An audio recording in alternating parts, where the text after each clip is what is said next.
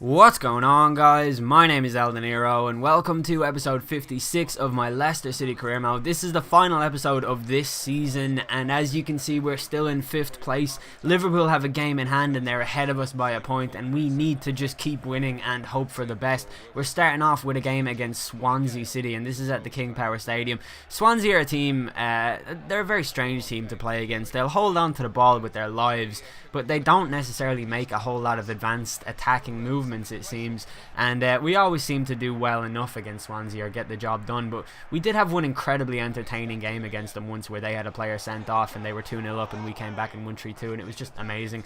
But as you see in the first minute, we signalled our intent very early on that we were going to go and attack them from the off as Koyate hit the ball over the bar, and then Camara, obviously the former Leicester player, hit his shot wide in the 6th minute, and we come up to just beyond the half-hour mark with John Joe Shelby winning the header and playing it into Jefferson Montero, who runs into a really good position and plays it into Villalba, whose shot goes just wide, and we come up to just before half time with the ball being chipped over into Dwight Gale, who takes on Williams and shoots, but his shot was deflected and it goes out for a corner kick, which would presumably be taken by, it was Scott Sinclair, the former Swansea player. He swings it in towards Julian Brandt, and Julian Brandt scores the header just like he did in the last episode when he scored from a corner as well against Crystal Palace.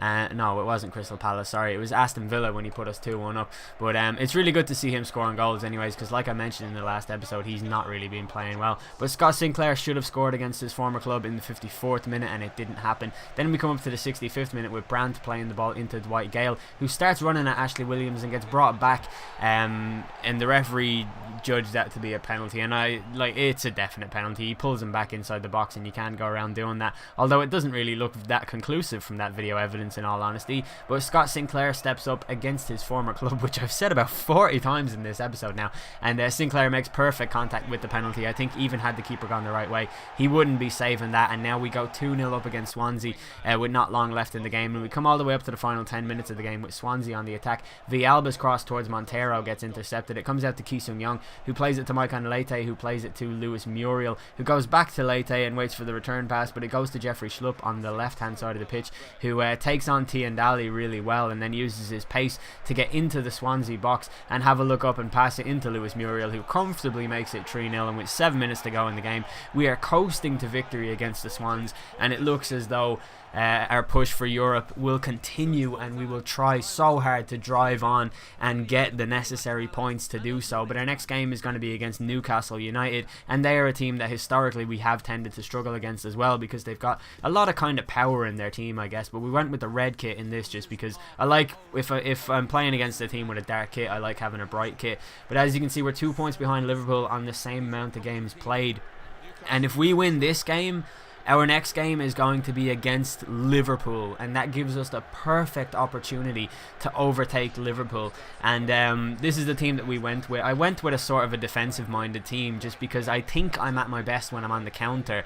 And I think teams like Newcastle and that, like, they have a good tendency to attack, and they've got a lot of fast players with the likes of Remy Cabella, for example. But look at this amazing ball from Andrew Robertson, intercepted by Gale, who gets into the Newcastle box in the 7th minute. The ball is saved, but it comes to Berahino, who buries it into the back of the net, and he puts us 1-0 up just 7 minutes into the game, which is an absolutely awesome start. And immediately after the kickoff, Yanga Mbiwa got dispossessed by Berahino, and Saido Berahino bears down on goal once more to try and get a brace, but sadly he dragged his shot just wide, and that's just poor finishing from him, but you'll have that. Then we come up to just before half time with Ideye, or however you pronounce his name, having a shot at Kasper Schmeichel, which was saved and then cleared by Robertson. And we come into the second half. This is the 71st minute of the game with Rohan Ince on the ball, and his shot smashes the crossbar and goes way up into row Z. And then we come up to the 88th minute of the game with Wilfried Zaha playing it to Jeffrey Schlupp. He has a look up and chips it into Zaha, who's making his return from injury in this game, by the way, just in case you guys didn't know.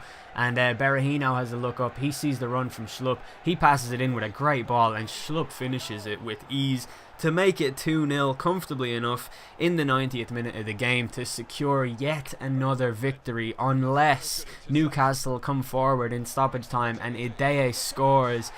to pull a goal back for the Magpies and set up for an incredibly tense few minutes of stoppage time in this game. But thankfully enough, we did hold on, and that goal was merely the result of a loss of concentration from going a goal up, or for going 2 goals up. But we come out of that game with a victory, and our next game is against Liverpool, and this is what's at stake in this game. A victory will put us ahead of Liverpool. However, our last game of the season is at Eastlands against Manchester City at the City of Manchester Stadium, so that's going to be an incredibly difficult fixture to navigate. But first we have to get through this one, and I went with the 4-1-2-1-2. I went with Kingsley Coman making probably one of his first starts for the club, and the reason for that was just purely the raw pace. I thought I had to take the game to Liverpool early in this game because they are a difficult team to play against. I have an incredibly good record against Liverpool, and I always do seem to beat them. There's only been one occasion in the entire series where I haven't beaten Liverpool, but having said that, that was at the King Power Stadium, and I was just expecting a slightly different type of Liverpool today. But Kingsley Coman gets brought down in the 27th minute, and the referee awards us a penalty, which gives us the perfect opportunity to take the lead in the game and sit back and hope that we can hold on. And Ince steps up, he dispatches the penalty calmly despite the goalkeeper going the right way, and he runs over to the Leicester City faithful to celebrate, and the entire team comes up to celebrate. And you can really see what it means in this game, that a victory here will push us into that European qualification spot that we so much want, and I feel like we deserve, even though we've had an absolutely horrible season so far. But Liverpool would come forward actually they wouldn't, because we come forward in the 43rd minute with Lewis Muriel picking the ball up. He gets in ahead of Sacco to get into a position to finish, and thankfully he does finish at the near post, and he makes it 2-0 to us, giving us an incredible chance of really pushing on and taking it to the final game of the season against Manchester City in really, really dramatic circumstances as well. And then we come up to just inside stoppage time at the end of the first half with the ball coming to Paulinho, who finds Mario Balotelli. Balotelli has to look up for any kind of an option, and he finds Paulinho, who plays a nice 1-2 with Asaidi, and then he gets in to round the keeper and finish it to make it 2-1 and pull a goal back just before half time. And they say that's a terrible time to concede a goal, but I would say it's even worse to concede one just after half time, as Balotelli picks the ball up, he plays it to Asaidi, who tears down the left hand side and crosses it into Lallana, who gets in ahead of Stephen Cocker because he prematurely jumped, and Lallana equalises for the Reds. And things were getting so tense at this point. I really had no idea what way the game was going to go. I didn't know if I could even get back into the game, but what I found was that just sitting back and hoping for the win just wasn't working for me. And Lallana amazingly bullying Koyate off the ball in the 50th minute. He gets round the goalkeeper, but thankfully enough for us, he can't actually finish at all. And then just beyond the hour mark, Lewis Muriel comes forward ahead of Paulinho, trying to outmuscle him, but he can't really do so. He does get into a great position to finish though, and manages to restore our lead in the game, and he runs over to celebrate. And from here I was determined to just park the bus and just wait it out and just sit back, let Liverpool come at me, and just hopefully defend it in a fairly sufficient fashion. But Markovic gets fouled allegedly by Stephen Cocker in around the 68th minute, just after conceding, and then Balotelli scores from the free kick to level it up again. And that's just so unfortunate, because how many free kicks like that do you concede where the AI doesn't score? And then this time they did. It was 3-3 in this game, and things were getting so tense. Then we come forward in the 73rd minute with Kingsley Coman chipping the ball into Lewis Muriel. The header finds Jeffrey Schlupp, who gets dragged back in the box by Sacco, and for the second time in this game the referee awards us a penalty, and we get a chance to once again take the lead. It's like fairy tale stuff, as Sacco did drag Schlupp back. He did interfere with the shot. I wasn't expecting a penalty from it at all, but Tom Ince steps up for the second time in the game, and he buries his penalty so calmly this time. The goalkeeper didn't even bother to move, and we take the lead. And from here all we have to do is hold out for 14 minutes, and then we manage to win.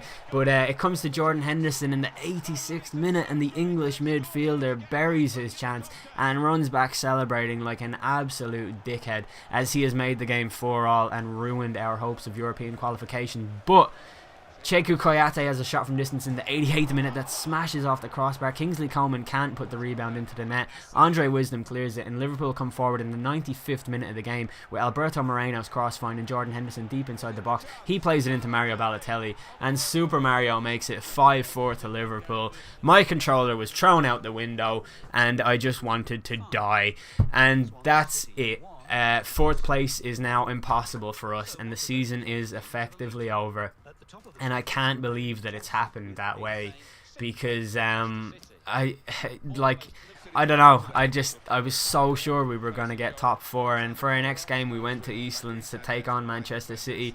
I'm just going to show the goals in this game because it's a nothing game. It really does not have any bearing on our overall ability to finish inside a Champions League slot now. So that's pretty much it. We come up to the 68th minute of this game with Sinclair playing the ball into Leite, who gives us the lead, and I was really hoping to not win this game because I wanted to know that had I held on and beaten Liverpool, that I wouldn't be able to have beaten Manchester City, because that would be comforting enough to know that it would have been pointless anyway getting the win.